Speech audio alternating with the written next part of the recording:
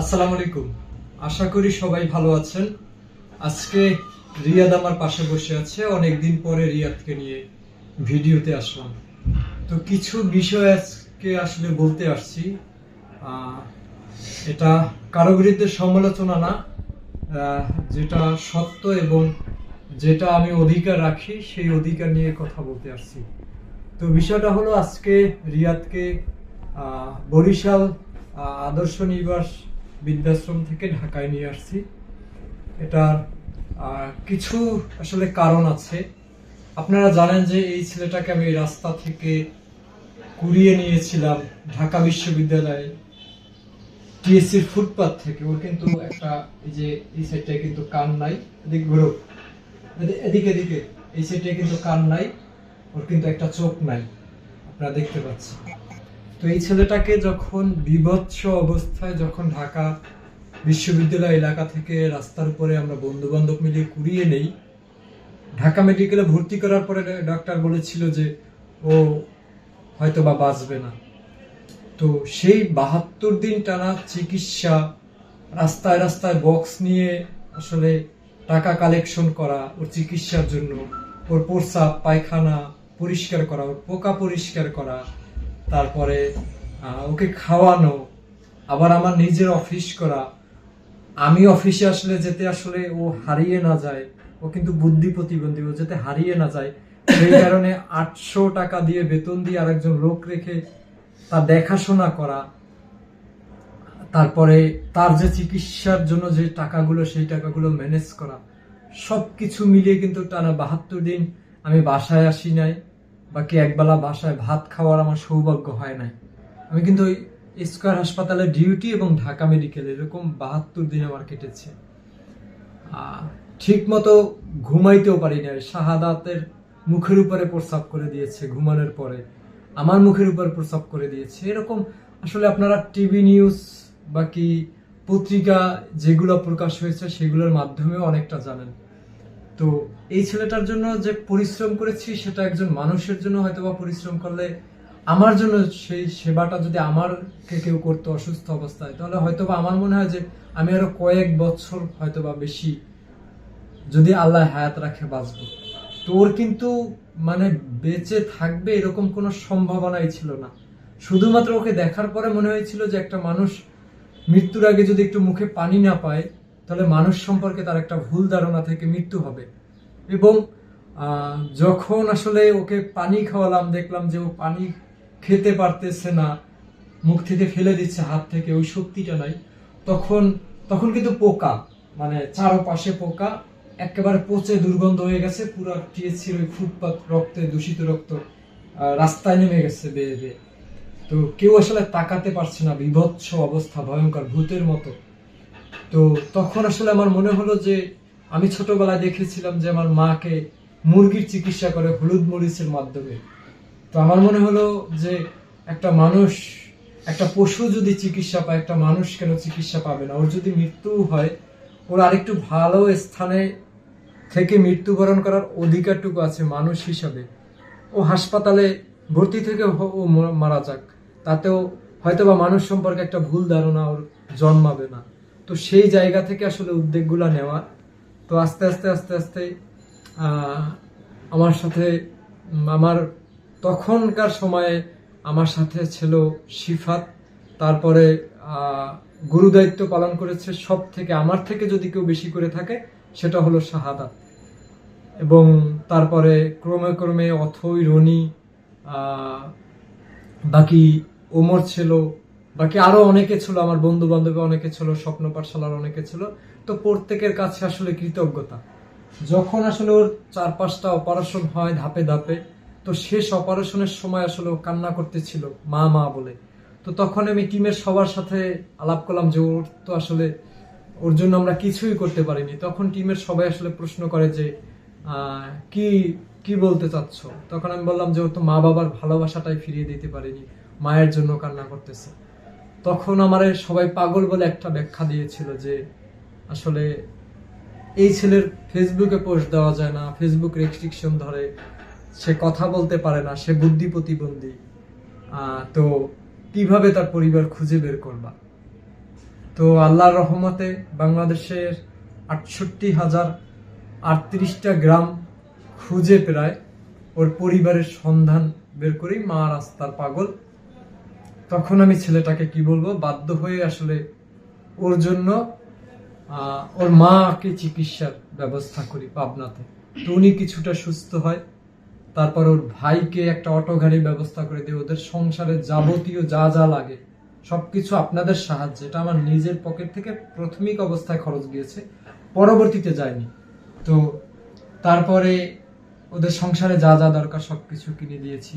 ওদের সম্পূর্ণ মানে রিয়াদের ভাই, রিয়াদের মা থাকার মতো একটা পরিবেশ করে দিয়ে আসছি, এবং ওদের এলাকার একজন মানুষের কাছে যে বাকি 70,000 টাকা ছিল সেই টাকাটা পর্যন্ত দিয়ে এসেছি। তো এরপরে বছর খানেক পরে রিয়াদের পরিবার থেকে হারিয়ে যায়। তো এইটা জানার পরে আমি নিজে এবং তারুণ্যের সরাইল সংগঠন, সরাইলের অনেক তরুণ ছেলেমেয়েরা অসম্ভব রকমের কষ্ট করেছে। টানা 1 সপ্তাহ আমরা মনে হয় বাসায় যেতে পারিনি। পোস্টার ছাপানো, ফেসবুকে অ্যাড দেওয়া, তারপরে মানে প্রত্যেকটা মসজিদে মাইকিং করা, তারপরে প্রত্যেকটা গ্রামে মাইকিং এর ব্যবস্থা করা, একটা থানা, 5টা 6টা থানার মধ্যে। তো তখন আসলে আমার মানে নিজ অর্থায়নে সব আমি যতটুকু পেরেছি, কারণ এটা আমার আসলে পরিশ্রমের ফসল। তো সেই জায়গা থেকে আমি চেষ্টা করেছি ওকে খুঁজে বের করতে। 1 সপ্তাহ পরে আমরা খুঁজে বের করি। তো খুঁজে বের করার পরে রিয়াদের বাড়িতেই ওকে নিয়ে যাই। নিয়ে যাওয়ার পরে আসলে ওর পরিবারের কাছে, ওর মা এবং ভাইয়ের কাছে ও আর ফিরে যায়নি। আমি যখন সিএনজিতে উঠলাম তো তখন ও আমার সাথে চলে আসছে, এবং ওর মা মিষ্টি নিয়ে আসছে, কেক নিয়ে আসছে। ও খুব খাবার প্রিয় মানুষ, খাবার পাগল মানুষ। তো সেই খাবার সে খেলো না, আমার সাথে চলে আসলো। তো এরপরে ঢাকা এনে রাখলাম। ওর জন্য যেহেতু একটা নিরাপদ আশ্রয়ের ব্যবস্থা করা দরকার, আমার পরিচিতদের মধ্যে বরিশাল আদর্শ নিবাস বৃদ্ধাশ্রম থেকে তাজুল ইসলাম নামে একজন আমার পরিচিত ছিল। উনি আগে পরে আমার যে পথ শিশু নিয়ে স্কুল আছে এখানে 2 বার এসেছিল। তো ওনার মাধ্যমে আসলে ওনার আশ্রমে আমি রিয়াদকে রাখি। তো তাজুল ইসলামের সাথে মোটামুটি একটা পরিচয় ছিল, যেরকম তার এর আগে রিয়াদেরও মনে হয় সম্ভবত আগে না, রিয়াদ থাকা অবস্থা আমার সঠিক মনে নাই। তবে ওনার আশ্রমে আসলে আমি কিছু মেডিকেল ইকুইপমেন্টের ব্যবস্থা করেছিলাম, উনি ফেসবুকে পোস্ট দিয়েছিল। এবং রিয়াদ আসলে যাওয়ার পরেই আমার নিজ যে আসলে আমার দান করা যতটুকু দরকার, আসলে জাকাত যেটাকে বলে, তো জাকাত যেটা হয়েছিল সেটার মাধ্যমে আসলে ওনার আশ্রমে আমি বাজারের ব্যবস্থা করেছিলাম, খাবার দাবারের। এবং পরবর্তীতে ওনাকে আমি সিসি ক্যামেরা কেনার জন্য টাকা দিয়েছিলাম। তো ব্যাপারটা হলো, এটা আসলে মানে দান করেছি, এটা আজকে বলতে হচ্ছে কিছু গল্পের কারণে আসলে। তো রিয়াদকে তার কাছে দেই। আমি আসলে যেতে পারিনি, আমি অসুস্থতা এবং অফিস থাকার কারণে, 2টা দিক মিলিয়ে। তো কারণ আমি যে ওরে 7 দিন যে ওর জন্য রাস্তাঘাটে আসলে থেকেছি 24 ঘন্টা, কোনো স্কুল, কলেজ, মন্দির, বাজার, পুকুর পাড়, বাগান, ঠিক আছে, তারপরে মিল কারখানা, তারপরে যত চিপা চাপা ছিল, মানে এমন কোনো জায়গা নাই মানে যে স্বেচ্ছাসেবী বাকি তরুণ সমাজের হাঁটা চলা পড়ে নাই রিয়াদের কারণে। 4-5টা থানা খুঁজে যখন পেলাম, তো ওই জায়গা থেকে আমি শারীরিকভাবে কিছুটা অসুস্থ ছিলাম এবং অফিস থাকার কারণে আমি যেতে পারিনি। তো আমার টিমের একজন যে রিয়াদের চিকিৎসার সময় ছিল, তাকে দিয়ে আসলে আমি বরিশাল আদর্শ নিবাস আশ্রমে রিয়াদকে পাঠাই। তো পরবর্তীতে বিষয়টা হলো যে আমি আসলে যেতে পারি নাই। তো এরপর রিয়াদকে আসলে রিয়াদের জন্য আমি একটা আদর্শ নিবাস বৃদ্ধাশ্রমকে আসলে আমি বলেছিলাম যে রিয়াদের জন্য আমি প্রত্যেক মাসে 3,000 করে টাকা দিব।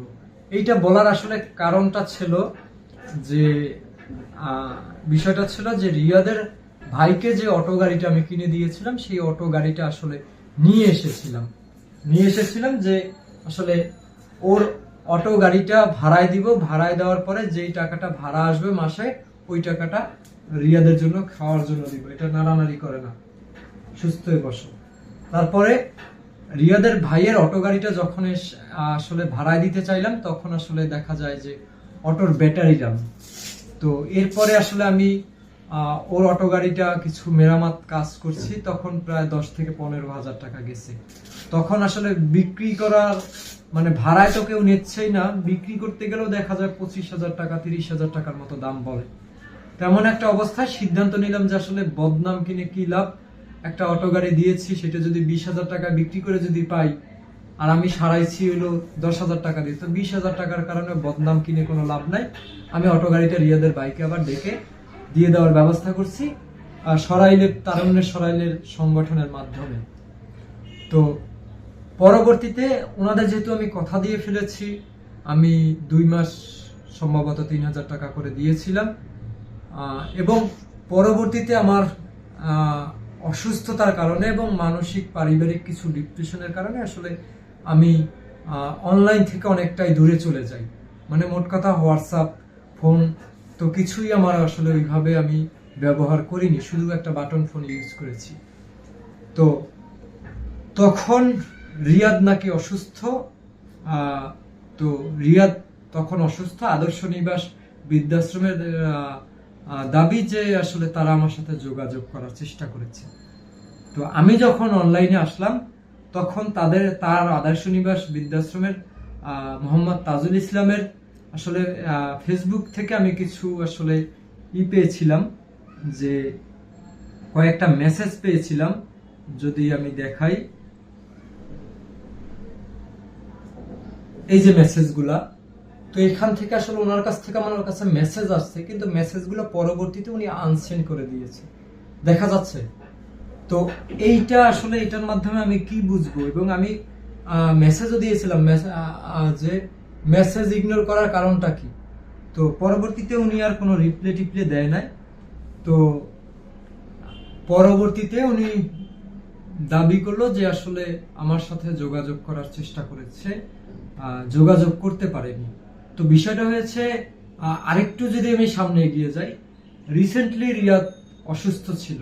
তো অসুস্থ থাকার কারণে ওনার টাইমলাইন থেকে উনি রিয়াদের জন্য রিয়াদের চিকিৎসা, বাকি সাহায্য, বাকি রিয়াদ অসুস্থ পোস্ট হয়েছে বেশ কয়টা।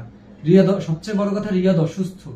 তো সে যখন একজন স্বেচ্ছাসেবী ভালো কাজ করে, আমি একজন স্বেচ্ছাসেবক হতে পেরেছি কিনা জানি না, তবে মানুষের উপকার করার চেষ্টা করি, মানুষের জন্য কিছু করার চেষ্টা করি। তো আমার ফ্রেন্ড লিস্টেও কিছু আসলে এই যারা ভালো কাজ করে সেই কেন্দ্রিক কিছু মানুষ আছে।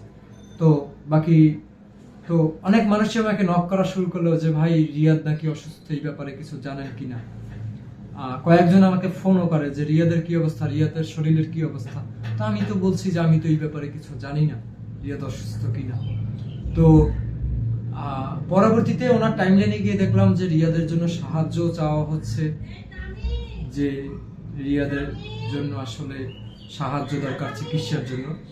তো একটা পর্যায়ে আমার মানে আমি আর কি, এর আগে যদি আমি একটু ফিরে যাই, আমি যখন অনলাইনের মধ্যে আসলাম, তো অনলাইনের মধ্যে আসার পরে আমি যার মাধ্যমে রিয়াদকে পাঠিয়েছি, তাকে দিয়ে আসলে রিয়াদের ওই আদর্শ নিবাস বৃদ্ধাশ্রমের মোহাম্মদ তাজুল ইসলামের সাথে যোগাযোগ করি। তো যোগাযোগ করার কারণটা ছিল যে আমি আসলে ওনাকে মেসেজ দিয়েছিলাম, তখন রোজার মাস চলে, যে রিয়াদকে কিছু জামা কাপড় দিতে চাই, আপনার বিকাশ নাম্বারটা দিয়েন। তো আমার মেসেজগুলো উনি সিন করে নাই। তো এরপরে আমি যার মাধ্যমে রিয়াদকে পাঠাইলাম, তাকে দিয়ে ফোন করালাম যে আসলে রিয়াদকে আমরা কিছু জামা কাপড় দিতে চাই। উনি বলছে যে রিয়াদকে একা দেওয়া যাবে না, দিলে সবাইকে দিতে হবে। তো আমার ওই যে রিয়াদেরকে যে রেখে আসছে ওই ছেলেটা তাকে প্রশ্ন করছে যে আমার যদি একজনের সামর্থ্য থাকে আমি কয়জনকে দিব। আচ্ছা সমস্যা নাই, আপনি বিকাশ নাম্বার দিয়েন, আপনি যেভাবে ইচ্ছা হয় খরচ করেন। তো সে বলছে আর এবং বলছে যে আপনি আসলে রিয়াদের ওই প্রত্যেক মাসে 3,000 ব্যাপারটা, শাকিল ভাই তো অনলাইনে আসতে পারে না, অসুস্থ ছিল, তো কত টাকা আপনারা পান এটা একটু জানাইন, আমরা পাঠাই দিব। তো উনি বলছে এতদিন খোঁজ খবর নিতে পারেন নাই, তো এখন আসলে রিয়াদরে নিয়ে আমরা সিদ্ধান্ত নিয়ে ফেলেছি, টাকা পয়সা দিতে হবে না, টাকা পয়সা নিতে হলেও আমার কথা বলে বাকিদের সাথে তারপরে জানাতে হবে, কারণ রিয়াদরে নিয়ে আমরা সিদ্ধান্ত নিয়ে ফেলেছি। তখন আসলে এরপরে আমার তখন শুনে বিষয়টা মন খারাপ হয়েছে, যে আসলে আমার সাথে কথা না বলে সে সিদ্ধান্ত নিল। রিয়াদকে তো সে রাস্তা থেকে কুড়িয়ে পায়নি, রিয়াদের অভিভাবক, আমি যদি রিয়াদের চিকিৎসা নাও করে থাকি, রিয়াদের অভিভাবক যেহেতু আমার মাধ্যমে রিয়াদকে, সে রিয়াদের তার আশ্রমে গিয়েছে, তো অভিভাবক তো আমি। তো যাই হোক, এরপরে ওনাকে আবার একদিন মেসেজ দিয়েছি রোজার মধ্যে, যে আমার বাবার মৃত্যুবার্ষিকী, আপনার আশ্রমে খাবার দাবারের আয়োজন করেন, আপনি একটা বিকাশ নাম্বার দিয়ে। তো উনি ওই মেসেজটাও আর কোনোদিন সিল করেনি। তো তখন আসলে ওই যে রিয়াদকে রেখে আসছে, সে আবার তাকে কল করেছে যে এরকম এরকম, যে শাকিল ভাই খাওয়াইতে চাইলো, তো আপনি মেসেজটা দেখলেন না, বাকি কোনো গুরুত্ব দিলেন না। তখন বলছে যে আমি অনলাইনে ছিলাম না, বাট আমি তার টাইমলাইন থেকে অনেক পোস্ট দেখেছি, তাকে লাইনে আসতে দেখেছি, কিন্তু আমার পোস্টের মেসেঞ্জারের মেসেজটা সিন হয়েছে, তারপর তার কোনো রিপ্লাই আসেনি। তো রিসেন্ট যখন রিয়াদ অসুস্থ কিছুদিন যাবত, তখন আসলে যেহেতু মানুষ আমার মাধ্যমে রিয়াদকে চিনুক, বাকি রিয়াদের মাধ্যমে আমাকে চিনুক, দুইটা কানেক্টেড। তো প্রথমে অবশ্য আমার মাধ্যমে রিয়াদকে চিনছে মানুষ, তো একটা পর্যায়ে রিয়াদের মাধ্যমে অনেকে আমাকে চিনছে। তো বলতে গেলে এটা বলা যায় যে আমার মুখের কথাই আসলে মানুষ বিশ্বাস করে রিয়াদের জন্য টাকা দিয়েছে, রিয়াদকে দেখতে চাইছে, তো আমার মাধ্যমে আসলে রিয়াদকে মানুষ চেনে। তো এটা বাংলাদেশের প্রধান সারির যে টিভি চ্যানেল, সময় TV, channel 24, channel I, 71 television, বিভিন্ন টেলিভিশন পত্রিকা নিউজ করেছে, তারা সিরিজ আকারেও, মানে দুইটা তিনটা করে নিউজ করেছে। তো এই সব গল্প আসলে বাংলাদেশের মানুষের জানা। তো এরপরে যে কাহিনীটা হলো যে আমি আমার জায়গা থেকে বিস্তারিত আকারে একটা পোস্ট করেছিলাম। আমি পোস্টটায় লিখেছিলাম যে আসলে আমি কেন রিয়াদকে ঈদের সময় একটা কাপড় দিতে পারিনি, এই প্রশ্নের উত্তরটা আমার লাগবে। আমি কেন রিয়াদের অসুস্থতা সম্পর্কে জানতে পারিনি, এই উত্তরটা আমার লাগবে। এবং আমি কেন আমার বাবার মৃত্যুবার্ষিকীর সময় তার আশ্রমে খাওয়াতে পারিনি, যেহেতু আমি আগে পরে তাকে ডোনেট করে আসছি, আগে পরে তাকে খাওয়াই আসছি, তো এই উত্তরগুলো লাগবে। তো এই বিস্তারিত আসলে মানে রিয়াদের কেন আমি জানতে পারলাম না যে রিয়াদ অসুস্থ, মানুষ আমাকে প্রশ্নবিদ্ধ করছে, আমার টিমের মানুষ আমাকে প্রশ্নবিদ্ধ করছে, মানে এছাড়া তো সে আমার মেসেজে রিপ্লাই দিচ্ছে না, তো এছাড়া তো কিছু করা সম্ভব না। তো উনি নাকি আমি অসুস্থ থাকা অবস্থায়, আচ্ছা আমি যদি একটু দেখাই বিষয়টা বললাম, তখন সে একটা রিপিট পোস্ট দিল। সে লিখেছে, তোমার প্রশ্নের উত্তর এখান থেকে নিও, মধ্যস্থতায় যাদের আগে পাঠিয়েছো তাদের তখনও বলেছি, এখনো বলি, আমার নাম্বার আপনি ভদ্রলোক যোগাযোগ করুন। এবং লিখেছে তার অসুস্থতা, সুস্থ হয়ে কদিন খোঁজ নিচ্ছেন, কদিন খোঁজ নেওয়ার চেষ্টা করেছেন, নাকি আশ্রম চিনেন না, থার্ড পার্টি লোক দিয়ে মিয়া খোঁজ খবর নেওয়ান মারান। মানে সে আমার বয়সে অনেকটাই ছোট হবে। তো একজন স্বেচ্ছাসেবক আর একজন স্বেচ্ছাসেবককে মারান শব্দটা আসলে একটা বেনানান শব্দ। যে মারান শব্দটা আসলে মানে পরিবারের সাথেও হয়তো বা যায় না, বন্ধু বান্ধবের সাথেও হয়তো বা যায় না, বাকি একজন স্বেচ্ছাসেবী বাকি দূরের মানুষের সাথেও যায় না। মারান শব্দটা ছোট বড়তে, যেহেতু বন্ধু বান্ধবকেও সহজে বলা যায় না। তারপরে লেখছে, ওরে দেওয়ার সময় থার্ড পার্টি লোক দিয়ে কথা হয়েছিল। মানে যেই এখন আমি বলি যে যেই ছেলেটা তাকে দিয়ে আসলো আমার অবর্তমানে, সেই ছেলেটা থার্ড পার্টি কিভাবে হয় আমি আদৌ জানি না। মানে এবং সে বলেছে যে আমার সাথে সে যোগাযোগ করার চেষ্টা করেছে। তো আমার একটা বন্ধু এবং কলিগকে, সে একজন বন্ধু, মানে একজনই বন্ধু, সে আমার বন্ধু এবং কলিগ, সেই কলিগকে সে মেসেজ করেছে যে শাকিল ভাই কোথায়। সে বলছে সিম্পলি যে আমি জানি না। তো সে আমার কলিগকে বলে নাই যে রিয়াদ অসুস্থ, তাকে একটু যোগাযোগ করতে বলবেন। আমি যখন অফলাইনে, যখন আমি অসুস্থ, তো আরেক এই গেল সে আমার কাছের মানুষের সাথে বাকি পরিচিত মানুষের সাথে যোগাযোগ করছে। তার অবশ্য সুযোগ ছিল, যেহেতু আমি একটা স্বপ্ন পাঠশালা, একটা স্কুল নিয়ে কাজ করি, সেই স্কুলের পেজে একটা মেসেজ দেওয়া, বাকি তার সুযোগ ছিল আমার শৈশবের ল্যাংটাকালের বন্ধু তার ফ্রেন্ড লিস্টে, সে সেটা জানে। তারপরে আমার আরো পরিচিত বাকি রিয়াদের চিকিৎসা নিয়ে যারা কাজ করেছে তারা অনেকেই তার ফ্রেন্ড লিস্টে আছে। তার সুযোগ ছিল যে আমাকে সে যেহেতু পায়নি অনলাইনে বাকি যোগাযোগ করতে পারেনি, তো রিয়াদের অসুস্থতার কথাটা আসলে যেই ছেলের মাধ্যমে আসলে রিয়াদকে পাঠালাম তার কাছে, সেই ছেলের সাথে যোগাযোগ করা আসলে এটা তার উচিত ছিল। সে যদি সেই ছেলের সাথেও যোগাযোগ না করতে পারে, রিয়াদের আরো গার্ডিয়ান আছে, যেরকম শাহাদাত, অথৈ, রনি, বাকি স্বপ্ন পাঠশালার আরো অনেকের সাথে ছিল চিকিৎসার সময়, বাকি নাইম ছিল, বাকি রিয়াদের একজন ভাই আছে, বড় ভাই।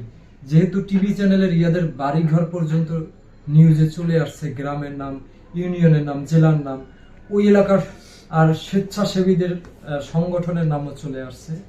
তো সেক্ষেত্রে আসলে রিয়াদের অভিভাবক যে ভাইয়ের সাথে যোগাযোগ করা যেত, বাকি আমার সাথে যোগাযোগ করা যেত কোনোভাবে, যদি কেউ চায় চেষ্টা করলে পারে। বাকি রিয়াদকে তো চিনে না এমন কোনো মানে অপশন নেই যে রিয়াদকে চিনে না, রিয়াদকে নিয়ে পোস্ট দিলে যে কেউ না কেউ যোগাযোগ করবে না, কেউ না কেউ এগিয়ে আসবে না। এটা আসলে তার ভুল ধারণা, তার নাকি তার গাফুলতি, এটা আমি আসলে জানি না। নাকি সে ইচ্ছা করে যোগাযোগ করেনি, সেটা আমি বলতে পারি না আদৌ। কিন্তু আমার প্রশ্নটা হলো যে যেই ছেলেটা তার কাছে দিয়ে আসলো আমার অবর্তমানে, সেই ছেলেটা যদি পরবর্তীতে খোঁজ খবর নেয়, সেই ছেলেটা কিভাবে তার কাছে থার্ড পার্টি হয়? আমি আমার জায়গা থেকে মনে করি, সামাজিক জায়গা থেকে মনে করি যে আমি যদি একটা জিনিসে না যেতে পারলাম, আমার অবর্তমানে যে একজন তার কাছে যায় একজন মানুষকে নিয়ে, একজন মানুষকে দেওয়ার জন্য, তখন ওই মানুষটাই গার্ডিয়ান।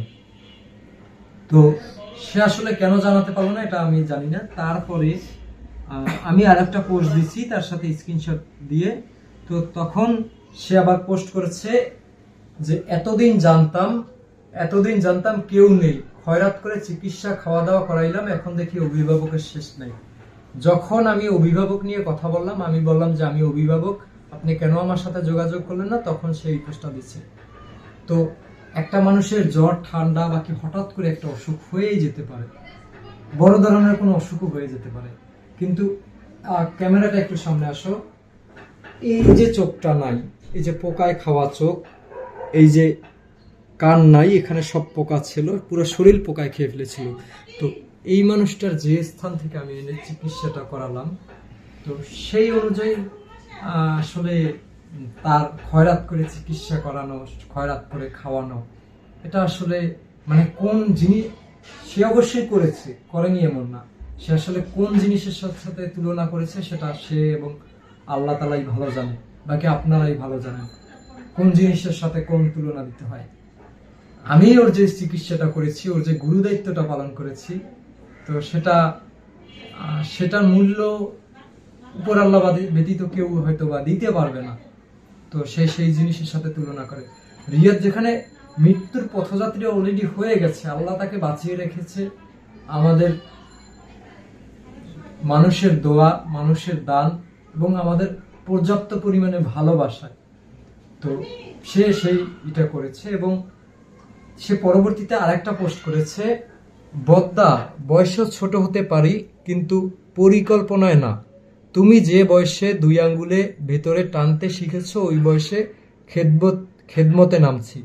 আমাদেরও যে কয়টা প্রতিষ্ঠান আছে দিনে বেটা ওই কয়বার নাস্তাও করো না। তারপরে লেখছে দান ইহার মতো একজন ডোনেশন দেওয়ার মতো বসে থাকে নেই না। আর তুমি তো মিয়া, সততা এখান থেকে বুঝে নিও। বেছে বেছে ডোনেশন নেই, অন্য কিছুর মন মানসিকতা থাকলে বাঁচতে হতো না। প্রেসিডেন্টেরও ক্ষমতা নেই অভিভাবক থাকলে তাকে আদর্শ নিবাস বৃদ্ধাশ্রমে রাখতে। ভদ্রলোক খাতিরে হয়তো চাপ প্রয়োগ করব না, অভিভাবক থাকলে দ্রুত অপসারণ করিয়েন। আচ্ছা, যাই হোক, সে একজন স্বেচ্ছাসেবী হয়ে আর একজন স্বেচ্ছাসেবীর নামে কিভাবে কটূক্তি করতে পারে এটা আসলে মাথায় কতটুকু থাকলে আমি জানি না। বদ্দা বয়সে ছোট হতে পারে, পরিকল্পনায় না। এটা অবশ্যই তার যদি অভিজ্ঞতা থাকে সেই জায়গা থেকে সে বলতে পারে। বাট তুমি যে বয়সে 2 আঙ্গুলের মধ্যে টানতে শিখেছো ওই বয়সে খিদমতে নামছি, এই কথাটার অর্থটা আপনি একটু আমাকে যদি কারো জানা থাকে জানান। যদিও আমার পরিবার হয়তো বা জানে আমি স্মোকের সাথে টুকটাক যুক্ত আছি। তো তুমি যে বয়সে 2 আঙ্গুলের ভিতরে টানতে শিখেছো ওই বয়সে খেদমতে নামছি, এই কথাটা আমার কাছে মোটেও ভালো লাগেনি। সে আমার, জানি না সে কতদিন ধরে কাজ করে, সে আমার বয়সে ছোট হবে এবং সম্ভবত মানবিক কাজে বাকি ভালো কাজের জায়গায় হয়তো বা ছোট হবে। কারণ তাকে আমি কটূক্তি করে বলছি না।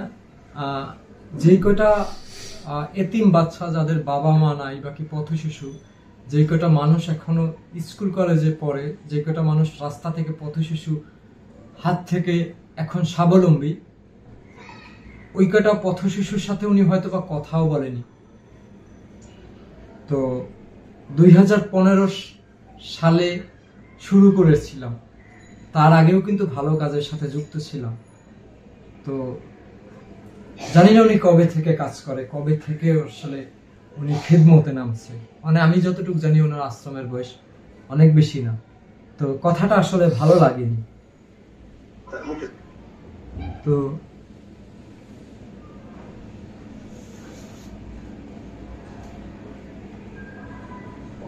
তো এখন যদি আমি বলি যে আমি যেহেতু অনলাইনে আছি, বাকি উনি যে ব্যবহারগুলো করেছে, তো যেহেতু উনি রাস্তায় থেকে কুড়িয়ে নেয় না রিয়াদকে, আমার মাধ্যমে কথা হয়েছে, বাকি আমি পাঠিয়েছি, বাকি আমি একজন লোক দিয়ে রিয়াদকে পাঠিয়েছি। তো রিয়াদের ক্ষেত্রে তারা সিদ্ধান্ত নেওয়ার কে আসলে আমি জানি না। রিয়াদের নিয়ে যদি তাদের সিদ্ধান্ত নেওয়ার কোনো সুযোগ থাকে অবশ্যই সেটা আমার সাথে পরামর্শ করে, বাকি যে ভাই এই সিদ্ধান্তটা আমরা নিতে চাই, বাকি আমি যদি তাদের বয়সে ছোট হই, শাকিল এই সিদ্ধান্তটা নিতে চাই, তুই বল কি করা যায়। তো আমি যদি তাদের ছোট হই বড় হই, অন্তত পক্ষে আমি রিয়াদের অভিভাবক। তো রিয়াদের অভিভাবক হিসাবে আমার সাথে তাদের কোনো একটা কন্ট্যাক্ট করা উচিত ছিল। তো সে কিভাবে মানে আমি যাকে দিয়ে পাঠাইছি তাকে বলে যে রিয়াদের নিয়ে যা আমাদের সিদ্ধান্ত নেওয়ার সেটা আমরা নিয়ে ফেলেছি। তো এই সুযোগ সে তাকে কে দিয়েছে? মানে আমি একটা মানুষ অসুস্থ হতে পারি, বাকি আমি সারা জীবন যে রিয়াদের পাশে থাকবো সেটা কারো সাথেই আমার চুক্তি করা নাই, স্টাম্পে লিখিতও করা নাই। তো তাকে আমি অসুস্থতার সময় এমনও মেসেজ দিয়েছি যে ভাই আমি যদি পৃথিবীতে না থাকি তাহলে রিয়াদরে আপনি দেখে রাখেন, রিয়াদ ব্যতীত আমার পৃথিবীতে কেউ নাই। এই মেসেজটা তাকে আমি দিয়ে রেখেছিলাম আমি যখন অসুস্থ। তো ওনার থেকে আমি আসলে অনেক হেল্প পেয়েছি ব্যক্তিগতভাবে। ওনার সাথে আমি টাকা পয়সা ধার নিয়েছি, উনিও আমার কাছ থেকে নিয়েছে। তো এরকম একটা লেনদেনও ছিল। কিন্তু কথা হলো সেটা না, কথা হলো যে একটা মানুষ একটা স্বেচ্ছাসেবী আর একজন স্বেচ্ছাসেবীকে এভাবে ছোট করতে পারে না। আর ছোট করার বিষয়ে যদি বাদ দেই, রিয়াদের আমি অভিভাবক, রিয়াদের ভাই অভিভাবক, তাদের বাকি আমার টিম মেম্বার আছে, আরো অভিভাবক, তাদের সাথে কারোর সাথে যোগাযোগ না করে সে সিদ্ধান্ত নেওয়ার মতো কেউ না। এবং রিয়াদ অসুস্থ হয় বাকি রিয়াদের সুবিধা অসুবিধা এটা মানে আমার সাথে যোগাযোগ না করা গেলেও অনেক মানুষের সাথে তার যোগাযোগ করার সুযোগ ছিল। সে ইচ্ছাকৃতভাবে নাকি ভুলবশতভাবে নাকি কোনভাবে আসলে সে যোগাযোগ করেনি এটা জানি না। এবং সে একটা পোস্টে লিখেছিল যে আমি আসলে দায়িত্ব এড়িয়ে গেছি। তো যদি আসলে দায়িত্ব এড়িয়ে যেতাম তাহলে এই ছেলেটাকে আমার যেহেতু ডাক্তার আমাকে লিখিত দেয়নি যে এই ছেলেটা বাঁচবে, কেউ দেখে বলেনি এই ছেলেটা বাঁচবে, তো সেই ছেলেটাকে আমার এই ছেলেটা বুদ্ধি প্রতিবন্ধী তখনও জানতাম না, এই ছেলেটার মা যে পাগল কিনা সেটাও আমি জানতাম না। তাহলে এই ছেলেটার পরিবারটা কেন আমি খুঁজে বের করলাম, কেন তার পরিবারকে স্বাবলম্বী করে দিয়েছিলাম, কেন সে হারিয়ে যাওয়ার পরে তাকে খুঁজে বের করে আমার কাছে নিয়ে এসে তার কাছে হ্যান্ড ওভার করেছিলাম যে ছেলেটা যেন আমার পরিশ্রমটা যেন যতদিন বাঁচে কয়টা ডাল ভাত খেয়ে যেন বাঁচতে পারে। তো এটাকে আপনি দায়িত্ব এড়ানো বললেন। তো মূল কথা হলো যে আপনি আপনার কোন অভিজ্ঞতা থেকে আসলে বলেছেন জানি না, কোন অভিজ্ঞতা থেকে আপনি একা একা সিদ্ধান্ত নিয়েছেন। এবং আমি দেখলাম যে আপনি পাবলিকলি ফান্ড কালেকশনও করেছেন রিয়াদের অসুস্থতা নিয়ে, সেটা আমার আপত্তি নেই, কারণ আপনি 2 টাকা ওর জন্য খরচ করেন, সেই 2 টাকা তো আপনার উঠাতে হবে, সেটা নিজের পকেট থেকে অবশ্যই দেওয়ার সুযোগ না থাকলে মানুষের থেকে আপনার চাইতে হবে। বাট রিয়াদ যদি অসুস্থ হয় সেটা জানার অধিকার আমার আছে। সেইটা জানতে চাওয়া মানে আপনার কাছে যে আমি 2 আঙ্গুলের মাঝে মানে 2 আঙ্গুলে যখন থেকে টানতে শিখেছি তার আগে আপনি সেবায় নেমেছেন, এটার অর্থটা এটা না। আমরা অভিভাবক দাবি করেছি মানে বাকি জানতে চেয়েছি মানে বাকি আরেকজনকে দিয়ে ফোন কল করেছি মানে সে থার্ড পার্টি না, কারণ সে আপনার কাছে রিয়াদকে দিয়ে আসছে, তো সে কখনোই থার্ড পার্টি হতে পারে না। আশা করি যে আগামীতে এই ভুলগুলো আপনি শুধরে নেবেন। আর মূলত যেখানে মানে রিয়াদকে রাখলে আমার কোনো খোঁজ খবর নেওয়ার অধিকার নেই, সেইখানে আসলে আমি রিয়াদকে রাখতে পারবো না। সেই সুবাদে রিয়াদকে আমি নিয়ে এসেছি ঢাকাতে আজকে। তো আজকে হলো আজকে কত তারিখ, আজকে হলো 22শে নভেম্বর 2024। তো আমি এতটুকুই বলবো, রিয়াদ আগামীতেও যার কাছে থাকবে বাকি যেথাই থাকুক না কেন, ওর পিছনে আসলে আমার অনেক পরিশ্রম আছে, অনেক নির্ঘুম রাত কেটেছে, অনেক সময় না খেয়েও থাকতে হয়েছে, মানে পোকা পরিষ্কার করে। মানে একটা ঘৃণা জিনিসটা তো সবার মধ্যেই আছে, বাকি ভয় জিনিসটা, বাকি পোকা, মানুষকে পোকা খেয়ে ফেলেছে, এটা ধরলে পরে খাবার না খেতে পারা, তো অনেক কিছুই থাকে। কিন্তু আমি মানুষ হিসেবে চেষ্টা করেছিলাম তাকে ভালোবাসার, তাকে সেবা করার। তো সে সুস্থ হয়ে গেছে। এখানে শুধু আমি না, আমার পরে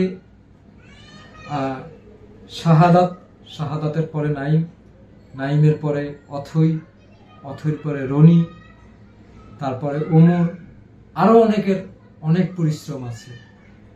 তারপরে সরল ভাইয়ের পরিশ্রম আছে, গোলাম রাব্বানী ভাইয়ের পরিশ্রম আছে, তো অনেকের অনেক পরিশ্রম আছে। এই পরিশ্রমটা আমরা চাই যেখানেই থাকুক ভালো থাকুক। তার মানে এই না যে যেখানে থাকুক, যে আশ্রমে থাকুক সেই আশ্রমে আমরা কখনো রিয়াদ সম্পর্কে জানতে পারবো না, এটা আসলে আমরা কেউই চাই না, কেউই কাম্য করি না। যাই হোক, সবাই ভালো থাকবেন, রিয়াদের জন্য দোয়া করবেন। আর যেহেতু রিয়াদকে পরবর্তীতে কোনো একটা জায়গায় রাখা হবে, আপনারা আশা করি যদি কারো সামর্থ্য থাকে যে এই ছেলেটার জন্য আপনি প্রত্যেক মাসে হোক ছোট্ট একটা অ্যামাউন্ট ওর আশ্রমের ওইখানে ওর জন্য পাঠাতে পারবেন, তবে চেষ্টা করবেন যদি কারো সামর্থ্য থাকে, কারো প্রতি জোর জবরদস্তি নাই। আমি যদি ব্যক্তিগতভাবে যদি যখন যেটা পারি তখন সেটা করার চেষ্টা করব। আর আমি মোহাম্মদ তাজুল ইসলামের কাছে পরবর্তীতে টাকা পাঠাতে পারিনি, কারণ তখন আমার নিজের চিকিৎসা জরুরি এবং আমি বেশ কিছু জায়গায় আসলে কিছু উপকার করে, কিছু নিজের প্রয়োজনে, কিছু পারিবারিক প্রয়োজনে ধার দেনা করে তখন আমি নিজেই একটা বিপর্যয়ের মধ্যে পড়ে গিয়েছি। তখন আসলে আমার রিয়াদের জন্য টাকা দেওয়ার ব্যবস্থা ছিল না, কিন্তু তার মানে এই না যে আমি তো এতটুকু নিশ্চিত হয়ে রিয়াদকে তার কাছে রেখেছিলাম যে আমি অবর্তমানে বাকি আমি তো দীর্ঘ সারা জীবন বেঁচে থাকবো না, আমার অবর্তমানে যাতে রিয়াদ দুইটা ডাল ভাত খেয়ে বাঁচতে পারে। তো আমি একটা আশ্রমকে টাকা দিতে পারলাম না মানে যে একটা আশ্রম থেকে এইগুলা ফিডব্যাক পাবো, এই আশা আমরা কখনো করি না। কারণ রিয়াদকে সে রাস্তা থেকে কুড়িয়ে পায়নি। রিয়াদের একজন অভিভাবক, তার মা বাবার পরে অথবা আগে আমি একজন অভিভাবক আছি। তো আমার কাছ থেকে পরামর্শ বাকি আমাকে জানানো তার একটা দায়িত্ব ছিল। সেই দায়িত্বে সে অবহেলা করুক আর গাফলতি করুক, ইচ্ছাকৃত বাকি অনিচ্ছাকৃত, তবে তার পরবর্তীতে ভাষা অনুযায়ী বোঝা গেল যে সেটা আসলে তার মুখের ভাষা বাকি একজন স্বেচ্ছাসেবীর থেকে এটা আসলে কখনোই কেউ কাম্য করে না। কারণ আমি তাকে পোস্ট দিয়েছি, তাকে নিয়ে কখনো আমি তাকে তুই শব্দ বাকি মারান শব্দ বাকি তাকে কটূক্তি করে আমি একটা পোস্টও দেইনি, ঠিক আছে, তার একে সরাসরি। তো আশা করি আপনি মোহাম্মদ তাজুল ইসলাম আপনার ভুলগুলো পরবর্তীতে শুধরে নেবেন, পরবর্তীতে কোনো স্বেচ্ছাসেবকের সাথে জানি এই ভুলগুলো আপনি না করেন। আর আমি চাই রিয়াদ ভালো থাকুক, আপনিও ভালো কাজ করে যান। আর কিছু বলার নেই, তবে আপনার ভুলগুলো আপনি শুধরে নেন, এটাই কামনা করি। আল্লাহ হাফেজ, সবাই ভালো থাকবেন। আসসালামু আলাইকুম।